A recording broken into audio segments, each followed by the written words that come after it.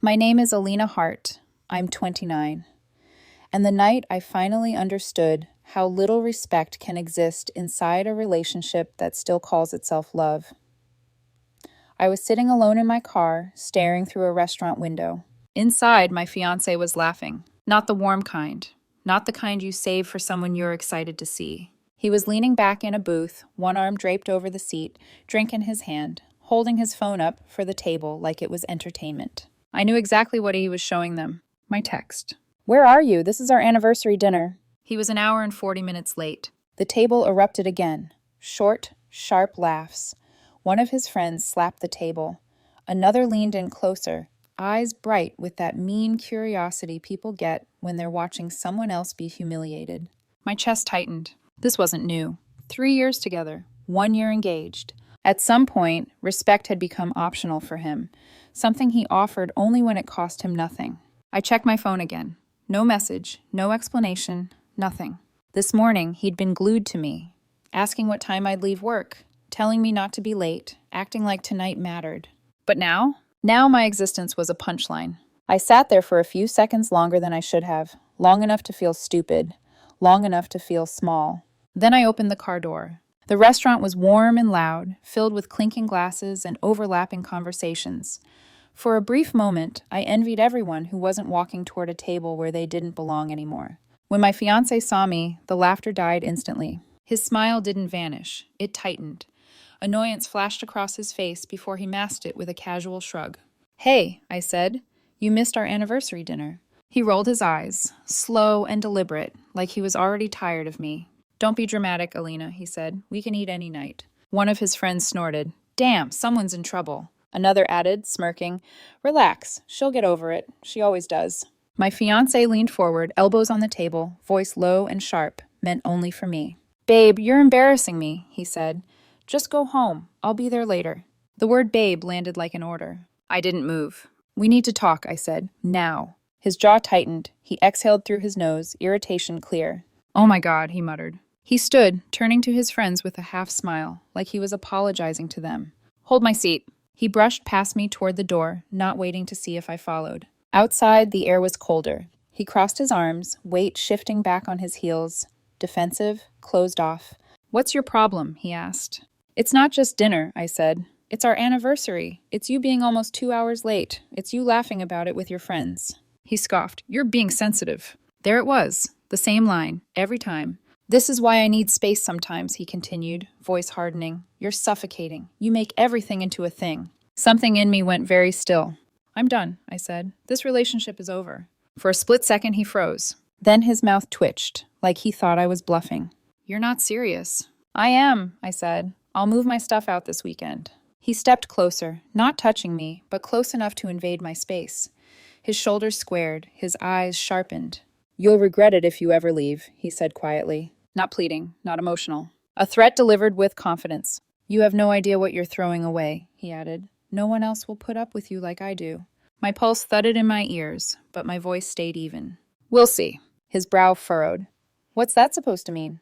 "It means we'll see." I stepped past him before he could say anything else. "Enjoy your drinks." I didn't look back. He didn't know, couldn't know, that I'd already stopped waiting for him to change. My fiancé lived in my apartment. His name wasn't on the lease. He'd moved in slowly. A bag here, clothes in my closet, his things replacing mine inch by inch. He didn't pay rent, said he was saving for our future. My office had become storage for his stuff. My space had shrunk to accommodate his comfort. And while he'd been getting louder, more dismissive, more certain I'd never leave, I'd been quietly making plans. That night, he came home around 3 in the morning. I felt the mattress shift as he lay down. "Alina," he whispered, "you awake?" I didn't answer.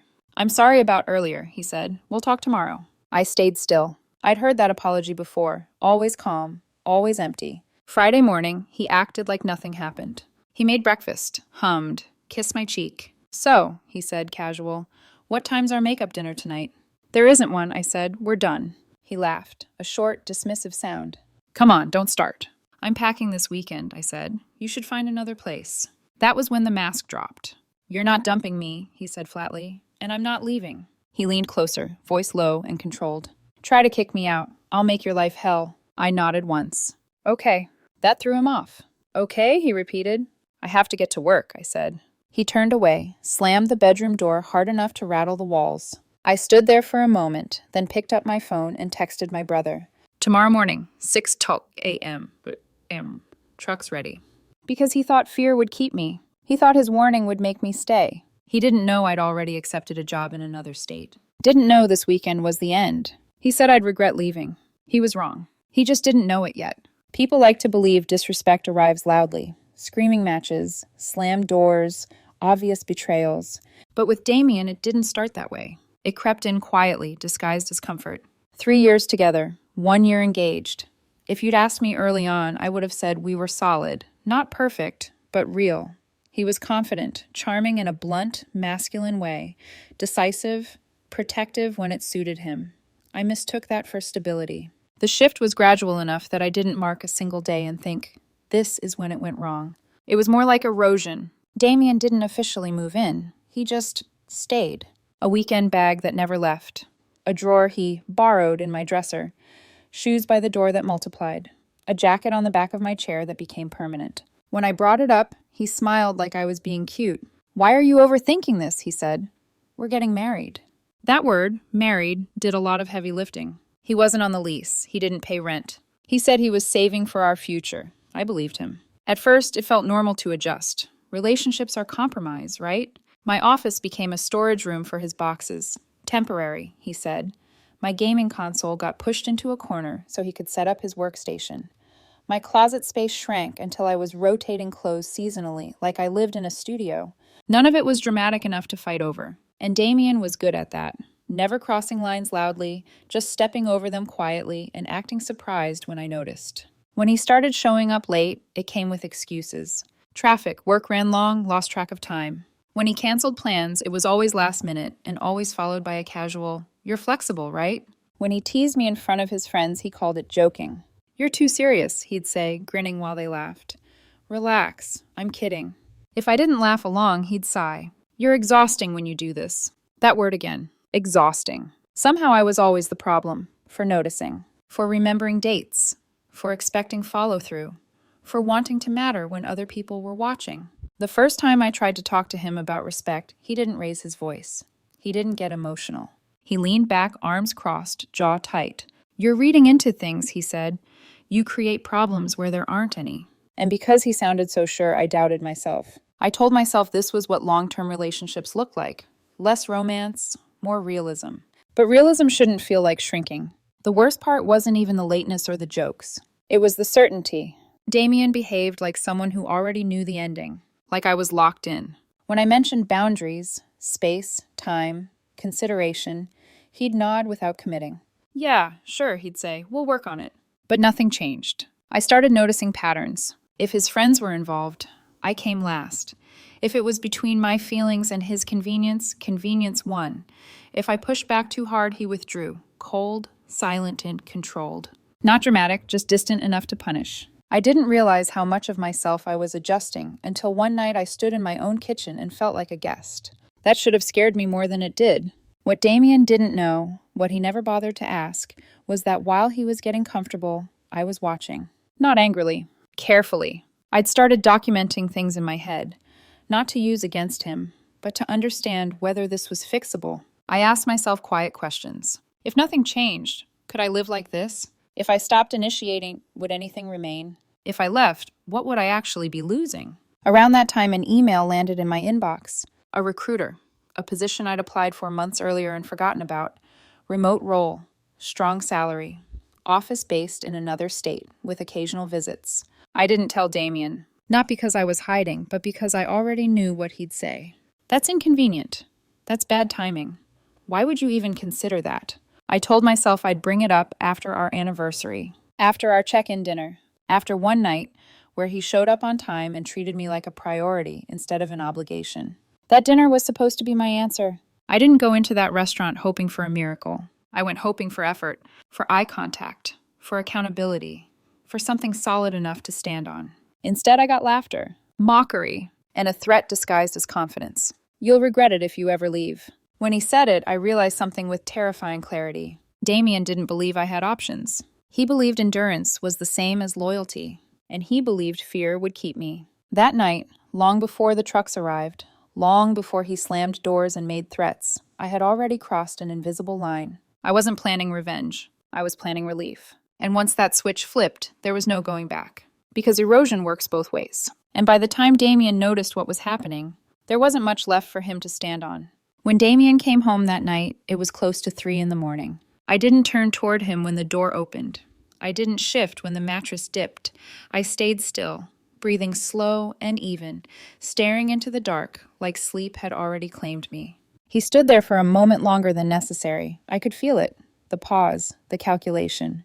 "Alina," he whispered. Silence. "I'm sorry about earlier," he said quietly. "We'll talk tomorrow." The apology was measured, controlled, not emotional. It was the same tone he used when he wanted something reset without taking responsibility for it. I didn't respond. After a beat, he lay down, careful not to make noise, as if restraint itself should count for something. I fell asleep thinking about how familiar that pattern felt. Friday morning, he acted like nothing had happened. He was already up when I walked into the kitchen.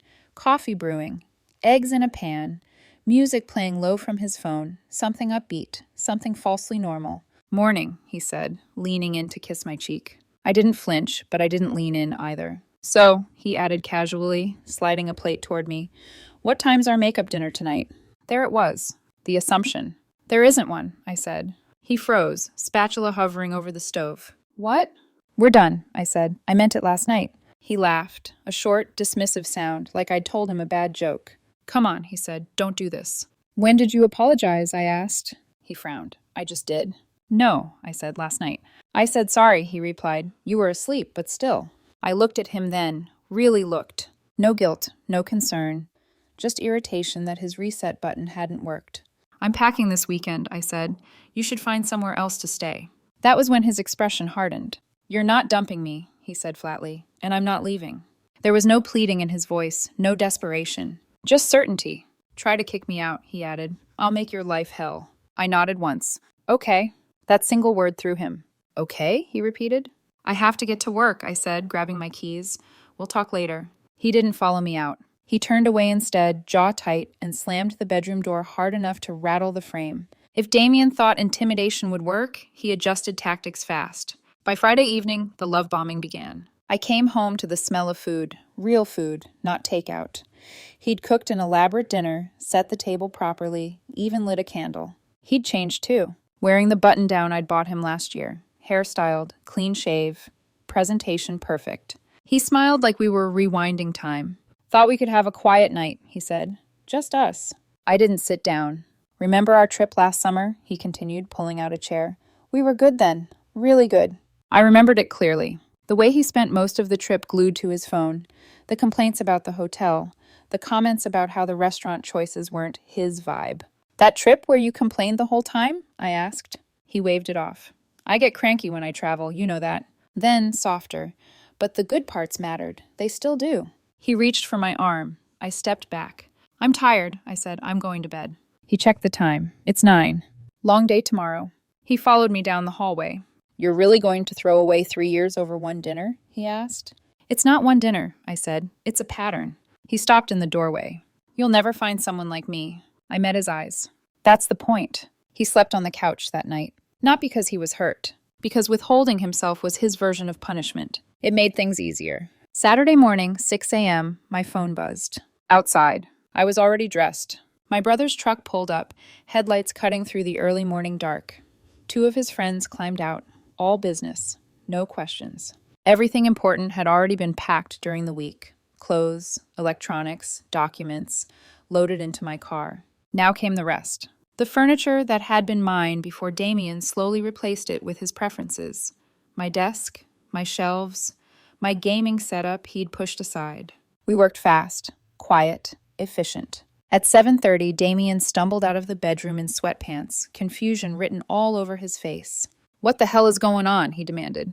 "I'm moving out," I said. "You can't just, this is my home too." "It's my apartment," I replied. "My name's on the lease." He stepped in front of the door, blocking one of the guys carrying a box. "Stop," he snapped. "We need to talk." My brother's voice was calm.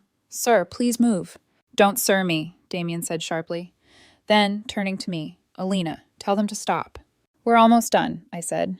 "You should probably get dressed." He stared at me like he didn't recognize the person in front of him. Then he spun around and disappeared back inside, already yelling into his phone. By 9 a.m., everything that belonged to me was gone.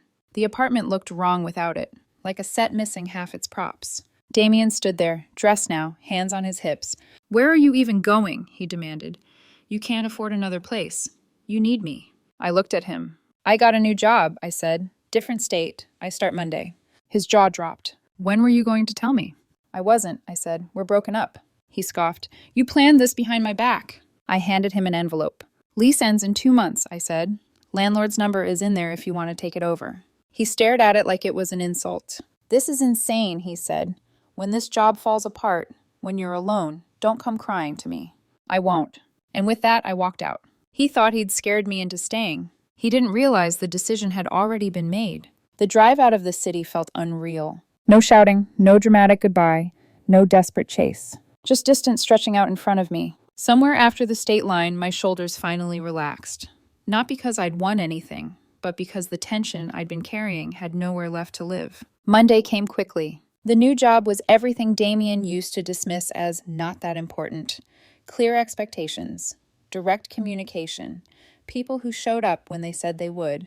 Respect wasn't something you had to earn there. I found a small apartment 20 minutes from the office. Clean, quiet, empty, in the best way. Every square foot felt intentional.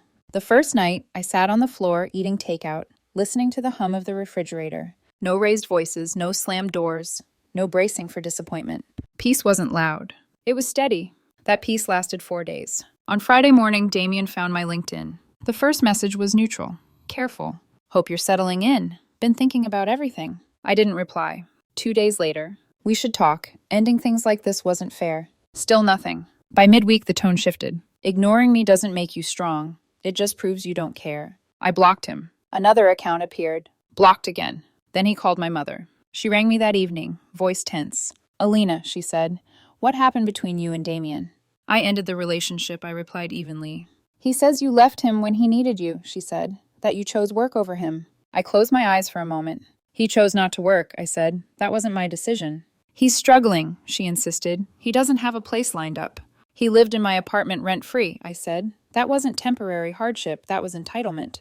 She didn't answer right away. I didn't mention that Damian had quit his job 6 months earlier, that there had been no wedding date, no venue, no real plan, just assumptions that I would keep carrying the weight. The next call came from my old landlord. "Ms. Hart," he said, "your former partner is creating confusion."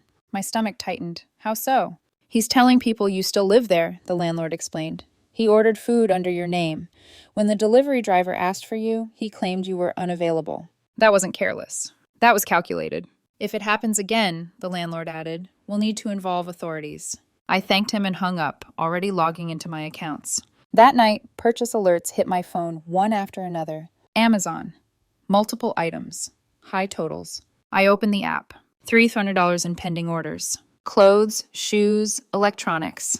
Damian still had access, left over from when he'd handled household orders. I canceled everything, changed every password, removed all payment methods. An hour later, my phone rang from an unfamiliar number. I didn't answer. The voicemail came through immediately. "What did you do?" Damian's voice snapped. "You canceled everything." He called again, this time from a friend's phone. "You can't just cut me off," he said the moment I picked up, "after everything I gave you." "For example?" I asked. "My time," he said, "my commitment." "You lived rent-free," I replied. "You quit your job. You skipped plans. You disrespected me." "I was counting on us," he shot back. "You just walked away." "Don't contact me again," I said. "If you do, I'll document it." He hung up without another word. 2 days later, my brother sent screenshots. Damian had posted on Facebook. Photos of my old apartment, half empty now, stripped of the things that had balanced it. The caption read, "When you give everything to someone and they walk away the moment life gets hard." The comments rolled in. "You deserve better. Some people only care about themselves. She chose money over love." He didn't call me abusive. He didn't need to. He let people fill in the blanks. One comment slipped through before disappearing. "Didn't you quit your job before she left?" Deleted within minutes. Reality was closing in. He had 6 weeks to leave the apartment. No job, no savings, no backup plan. Because Damian never believed I would actually leave. When his mother called next, her voice was softer. "He made mistakes," she said, "but he loved you." He loved what I provided, I answered. That's not the same. Could you help him with rent, just temporarily? Ask him what happened to the engagement ring, I said. Silence, because we both knew he'd returned it months ago, for cash. I blocked her number afterward. 2 days later, my credit monitoring app sent an alert. Attempted credit card application. I froze my credit immediately, filed a fraud report, saved every message, every timestamp. Damian wasn't emotional. He was desperate. And desperate men don't plead. They escalate. I sat at my kitchen table that night, laptop open, organizing documentation. Messages, voicemails, screenshots. Because I understood something clearly now. Leaving hadn't ended the problem. It had exposed it. And if Damian had learned I was capable of walking away, he was about to learn I was capable of protecting myself too. By the second week, I stopped waking up tense. Not because Damian had disappeared, but because I'd accepted he wouldn't. Men like him don't let go quietly. They don't spiral inward. They look for leverage. Work became my anchor. Mornings had structure. Meetings had agendas. People followed through. I realized how abnormal my old life had been by contrast. How much energy I'd spent managing someone else's moods. Then, on a Wednesday afternoon, my phone buzzed with an unfamiliar number. I let it go to voicemail. Seconds later, my desk phone rang. Alina, the receptionist said carefully, there's someone here asking for you. My chest tightened. Who? He says he's your fiancé, claims it's urgent. I stood slowly, every instinct already screaming. I'll be right there, I said. When the elevator doors opened into the lobby, I saw him immediately. Damian stood near the security desk, shoulders squared, jaw set. He looked put together, pressed shirt, clean shoes, confident posture. Not frantic, not emotional. Prepared. The moment he saw me, his expression shifted into something rehearsed, concerned, familiar, entitled. There you are, he said, stepping forward. I've been trying to reach you. I didn't move toward him. I told you not to contact me, I said. He exhaled sharply, like I was being unreasonable. I drove 6 hours, he said. You couldn't answer a message? Security glanced between us. This isn't appropriate, I said. You need to leave. Damian's jaw flexed. We need to talk, face to face, like adults. We're done, I said. You showing up here doesn't change that. He took another step forward. Security moved immediately. Sir, the guard said calmly, positioning himself between us. You'll need to step back. Damian's eyes flicked to him, irritation flashing. This is between me and my fiancé, he said. I'm not causing a scene. You are, I replied. You're trespassing. His voice dropped, tight with anger. You can't hide behind security forever. I met his stare. I'm not hiding. I'm setting boundaries. Alina, he said, slower now, measured. I deserve a conversation. No, I said, you don't. I turned to security. Please escort him out. For the first time, his composure cracked. Not into tears, but into something sharper. You really think this makes you strong? He snapped. Running away? Security placed a hand near his shoulder, not touching, just warning. Sir, let's go. As they walked him toward the exit, Damian twisted his head back toward me. This isn't over, he said. You can't just erase me. The doors closed behind him. My hands were steady, but my pulse wasn't. HR called me in immediately. I explained everything. The breakup, the harassment, the attempted fraud. I showed them the screenshots, the call logs, the reports I'd already filed. They didn't question me. They documented it, circulated his photo to security, issued a formal trespass ban. You did the right thing, my manager said. Let us know if he tries anything again. That night, I didn't go straight home. I sat in my car in this parking lot, staring at the dashboard, replaying his last words. This isn't over. He hadn't said it in anger. He'd said it like a fact. That was when it clicked. If Damian knew where I worked, it was only a matter of time before he found where I lived. I went home and didn't unpack my bag. Instead, I opened my laptop. Restraining order requirements. Evidence checklists. Local filing procedures. Messages, voicemails, screenshots. I had more than enough. When people talk about closure, they imagine conversations, apologies, understanding. But sometimes closure looks like paperwork. Sometimes it looks like protection. And sometimes the only way to end something cleanly is to make it official. The restraining order didn't feel dramatic. It felt administrative. I filed it on a Thursday morning before work, sitting at my kitchen table with a mug of coffee that had already gone cold, screenshots organized by date, call logs highlighted, voicemails saved and transcribed. Every piece of evidence told the same story. Contact after being told to stop, attempts to access my finances, showing up uninvited at my workplace, threatening language that stopped just short of explicit violence. The clerk reviewed the paperwork without emotion. "You have enough here for a temporary order," she said. "A judge will review it today." By that afternoon, it was granted. Damian would be served within 48 hours. I didn't feel relieved. I felt prepared. Because people like Damian don't react to boundaries with reflection. They react with outrage. The same day the order went through, my old landlord texted me again. "Your ex is insisting you agreed to cover his rent going forward." I stared at the message, incredulous. I called him immediately. "No," I said, "absolutely not." He sighed. "That's what I thought. He's been difficult." Noise complaints, late-night phone arguments, attempted lock changes without permission. He'd even asked if he could stay a bit longer without paying, promising he'd make it up through online marketing. "How many followers does he have?" the landlord asked dryly. "Not enough to pay rent," I replied. "Exactly." The next day, Damian was served. According to my brother, who still lived nearby, it happened mid-afternoon. Damian opened the door, expecting a delivery. Instead, he got paperwork. He didn't call me. He didn't message. He did the only thing he had left. He called his friends. That weekend, the calls started coming in from unfamiliar numbers. I didn't answer. Voicemails piled up. "Hey, this is Aaron. Damian says you guys had a misunderstanding. He seems really sorry. Maybe hear him out?" I called Aaron back. "He tried to open a credit card in my name," I said. "That's not a misunderstanding." Silence. "Oh," Aaron said, "he didn't mention that." Of course he didn't. Over the next few days, I learned Damian had been making the rounds. Different story for different people. To one friend, I'd kicked him out with no notice. To another, I'd drained our savings. To someone else, I'd promised to support him while he figured things out and then disappeared. The details didn't matter. The angle did. He wasn't angry at me. He was angry that I'd stopped being useful. Most people saw through it quickly. The ones who didn't learn when he asked them for money. 500 here, 300 there.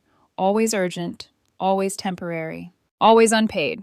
By week 3, he ran out of couches. Then he violated the restraining order. It was subtle, like he thought he'd found a loophole. A new Instagram account followed me. No name, no photos. Just one message. "Living my best life. Guess I didn't need you after all." I took a screenshot, sent it to my lawyer. He responded within minutes. "Do not reply. We'll file." Back in court 2 weeks later, Damian stood in front of the judge, arms crossed, jaw tight. Not apologetic. Defensive. "I wasn't harassing her," he said. "It was just social media."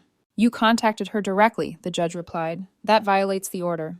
Damian scoffed. "This is excessive." The judge didn't react. 50 hours of community service, he said. "Any further violation will result in jail time." Damian tried to argue, tried to explain, tried to justify. It didn't work. Outside the courtroom, he didn't look at me, didn't speak, didn't need to. The consequences were finally louder than he was. After court, the noise around Damian changed. Not louder, smaller, like a room with fewer exits. People stopped calling me to hear his side. Not because they suddenly became loyal to me, but because they were starting to experience him directly. The first fallout came faster than I expected. 10 days.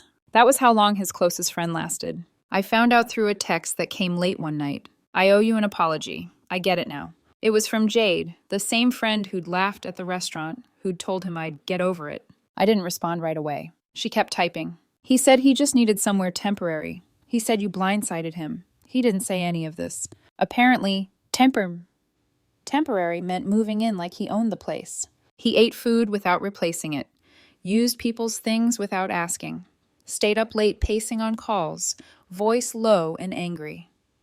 Brought strangers over without warning." Not dramatic, just invasive. By the end of the first week, Jade told him he needed to find somewhere else. He argued, raised his voice, told her she was betraying him, just like I had. That pattern repeated. Couch to couch, friend to friend. Each stop ended the same way. Damian didn't adapt. He didn't recalibrate. He acted like every space he entered should bend around him. And when it didn't, he left behind confusion, resentment, and stories where he was always the victim. One friend told me later that Damian had described me as cold. Another said he called me calculating. He never said I was cruel. He never said I was abusive. He said I'd walked away, like that was the unforgivable sin. By the end of the month, he was running out of people willing to answer his calls. That was when he tried again. Not through friends, not through family, directly. Another fake account, different platform. The message was short. "Funny how quiet your life gets when you think you've won." I forwarded it to my lawyer without replying. Within a week, Damian was back in court. This time, the judge didn't ask many questions. "You were explicitly told not to contact her," he said. You did it anyway. Damian leaned forward, hands braced on the table. This is harassment? He asked, incredulous. She's trying to ruin my life. The judge didn't raise his voice. Sir, you are here because of your actions. The order was extended. The warning was clear. Next violation meant jail time. Damian left the courtroom stiff-backed, eyes forward, saying nothing. He didn't look defeated. He looked angry. Anger without options is dangerous, but it's also unsustainable. Because rage burns fuel fast, and Damian was nearly out. By the time he finally left the state, it wasn't dramatic. No announcement. No final message. Just a quiet disappearance. Word traveled slowly, then all at once. He'd moved back in with his parents. Same house, same room, same rules. Part-time work at a mall. Minimum hours. Strict schedules. People who'd once defended him stopped mentioning his name. It wasn't loyalty that faded. It was energy. Keeping up with someone like Damian takes effort. And eventually, everyone gets tired. I didn't feel victorious when I heard. I felt finished. For the first time since the restaurant, I wasn't bracing for impact. I wasn't waiting for the next escalation. My life had space again. Not just physical space. Mental space. Emotional space. The kind you don't realize you're missing until it comes back. I stopped checking my phone for threats. Stopped scanning rooms for exits. Stopped rehearsing conversations that would never happen. And one quiet evening, sitting alone in my apartment, it finally hit me. Damian's power had never been real. It existed only as long as I stayed. And the moment I walked away, it collapsed. 2 months passed. Not with a bang, but with a slow, steady settling. The kind of quiet that doesn't announce itself, but proves it's real by staying. I didn't hear Damian's name anymore. Not through friends, not through family, not through random texts that started with, I don't want to get involved, but... Those dried up when there was nothing left to involve anyone in. The restraining order stayed in place. He didn't violate it again. Not because he suddenly respected boundaries, but because the consequences had finally become unavoidable. Jail time wasn't abstract anymore. It was next. Through the grapevine, I learned what had happened after he moved back in with his parents. The same patterns, the same entitlement. They made him pay rent, set curfews, expected consistency. He hated it. He complained to anyone who would listen that he'd been forced backwards in life, that people didn't understand his potential, that he'd been sabotaged. He never mentioned choices. He never mentioned responsibility. He told people I'd manipulated the system, that I'd won, but that word didn't fit, because winning implies competition, and I hadn't been playing against him. I'd been trying to save myself. One night, a message came through from an unfamiliar number. I almost ignored it. Almost. It was from his mother. I hope you're happy. You broke my son. I stared at the screen for a long moment. Then I typed, no, I stopped carrying him, and blocked the number. That was the last contact of any kind. After that, life became ordinary. In the best way. Work continued to go well. I was trusted, respected, listened to.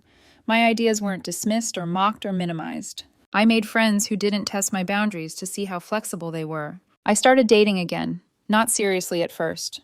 Just conversations, coffee, dinners that actually started on time. And the strangest thing happened. No one threatened me. No one told me I'd regret leaving. No one implied I was lucky to be tolerated. One night, after a date, I sat alone in my apartment and thought back to the restaurant. To Damian's voice, low, confident, certain. You'll regret it if you ever leave. At the time, it sounded powerful. Now it sounded like fear. Because people who believe you're replaceable don't warn you about regret. They don't need to. Warnings come from people who sense their grip slipping. My only regret wasn't leaving. It was staying as long as I did. Thinking endurance was love. Thinking silence was maturity. Thinking being easy would eventually earn respect. It never does. The lesson wasn't complicated, but it was hard-earned. When someone tells you that you'll regret leaving them, listen closely. They're not predicting your future. They're revealing their own. And sometimes the most unexpected plot twist of your life is choosing yourself and discovering how peaceful the world becomes when you do. If you've made it this far, thank you for staying with my story. I'm sharing this not for sympathy and not to paint myself as a hero, but because I know how easy it is to mistake endurance for love, to believe that staying quiet, staying patient, staying easy will eventually earn you respect. It won't. When someone tells you that you'll regret leaving them, listen carefully. That isn't confidence, it's fear. Fear of losing control, fear of facing consequences, fear of being exposed without someone else carrying the weight. Walking away isn't weakness. Protecting yourself isn't cruelty. and choosing peace doesn't make you heartless.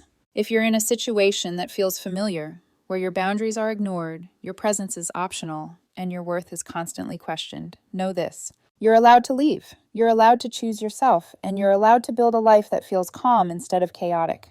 Thank you to everyone who shared their own stories or offered support in the comments. I read more than you know, and they matter. If this resonated with you, consider liking, sharing, or subscribing. It helps these stories reach the people who need them most. I'll see you in the next video. And in the meantime, take care of yourself.